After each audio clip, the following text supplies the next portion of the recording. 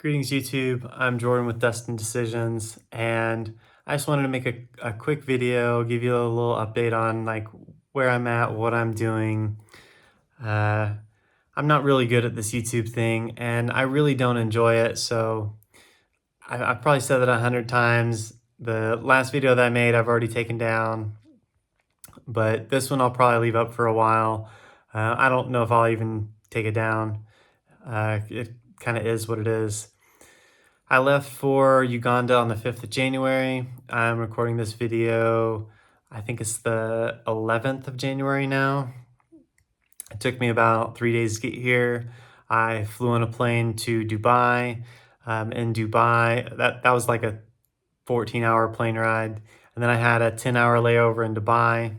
While I was in Dubai, I think the only noteworthy story is I met some people from Pakistan. One of them spoke really good English, and he was asking me about my beard. They thought it was really strange that I had a braided beard. I guess only Vikings do that, so they called me the Viking. And then they all had their own conversations and laughed and joked with each other. And they might have been laughing at me, I don't know. And then I did get lost in Dubai, but I had such a long layover, I was able to figure out where I was going. They have like 3 terminals, and the terminal that I had to go to was D, and I arrived in Terminal 1. And then I had to take I had to take a train to 2, and then a bus to D. That was a nightmare. But I made it into Entebbe. Once I got into Entebbe, I went through customs. Customs was really easy. And as you walk out of the airport, there was a taxi driver that he was like, "Hey, you need a taxi?" And I was like, "Yeah, I think so. Give me a minute." And I was looking on like ChatGPT, am I gonna get taken advantage of using a taxi? And it was like, no, like that's kind of what you got to do.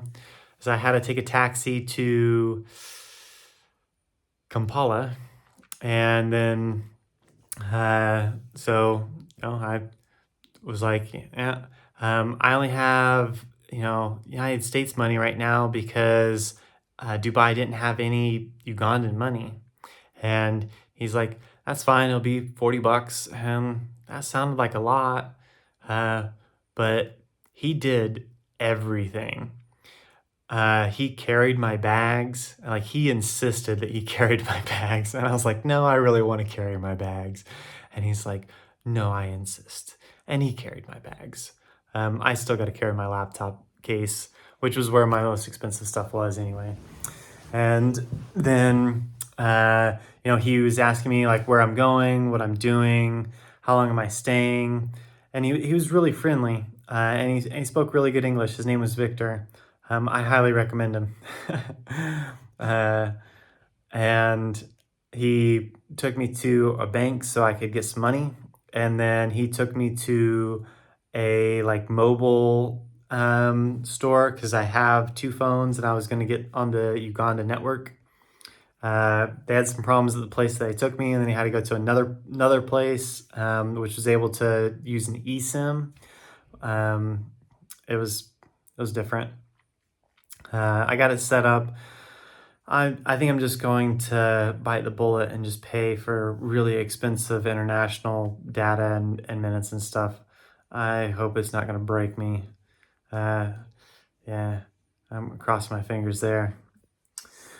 And then I took the Link bus once in Kampala, but I had a long journey, so I didn't want to just go right on the bus and head on to Kasese, where I'm at now.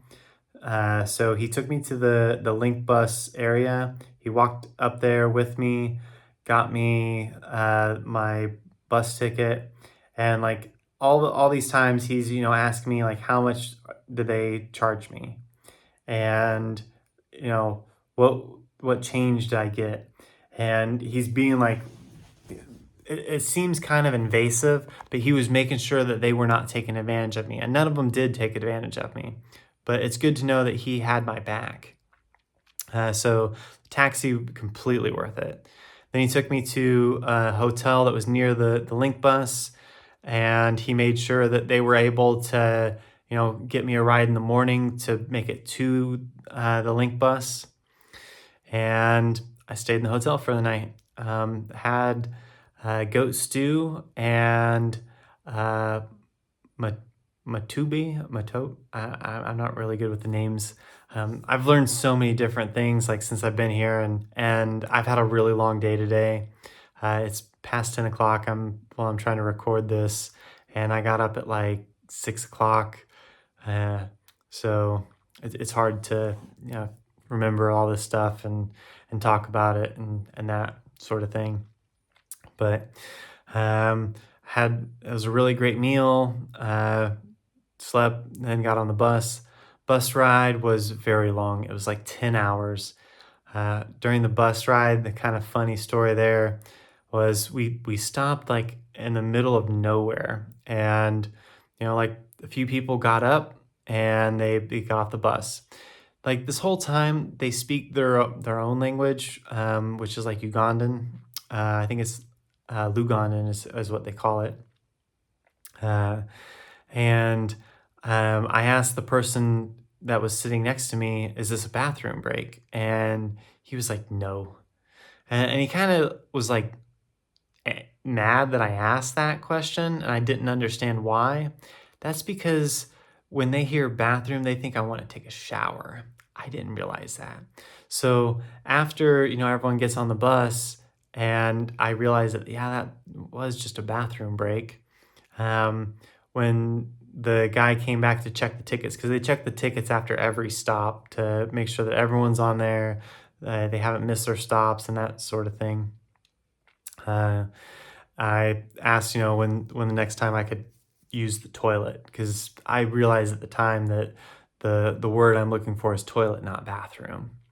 And we stopped in a little town just for me to go use the bathroom. Then, 10 hours later, I made it to the next Link bus station in Kasese. My host drove there with his car to pick me up, and then took me out to where I'm staying now, which is it's the Mountainous Resort, I believe, and the gardens. So that's my location that I'm staying at now. We have like 10 or 15 mango trees. They drop mangoes all the time. They hit the roof, make these really loud bangs, wakes me up at night. Not to mention that they have guard dogs from 11 to 6, and they bark and howl and cause all kinds of ruckus. So sleep's hard to come by, but I'll get there someday, I think. I'm spending half my time here and then half the time at the farm, working on the farm. We're actually going to be staying and living at the farm in a few days. It's less luxuries than what I have now. Like I have a light here. I got a nice bed. Uh, you know, the bathroom is not the greatest, but it's still a lot better than what we have at the farm. So I'm not complaining. And honestly, I can't complain at all. The people here are extremely friendly. They're really welcoming, and they live in extreme poverty. It's hard to explain. I remember as a kid, my dad was like, finish everything on your plate. There are starving kids in Africa. I I finally realized, what starving really means here. And I've seen so many people without shoes, um, and with just tattered clothes, uh, and they're using like wooden tools to do a lot of work just because they don't have a lot of steel and they don't have, all the luxuries that I'm used to in the United States. So I can't complain. Um, yeah, it's about a 10-minute video. I may post some more later. Maybe not. I don't know. I hate the YouTube thing. I'm sorry. I think I do have a really cool story to talk about and to share, but it's it's not my thing. I do appreciate if you've stayed this long. Uh, I'm gonna try to, respond to all the comments and edit some videos, post some more stuff. But it'll take me a while. I love you guys, and I hope to, be able to talk with everyone in the comment section and or the Discord channels, WhatsApp, whatever it is. And I will talk to y'all later. Bye.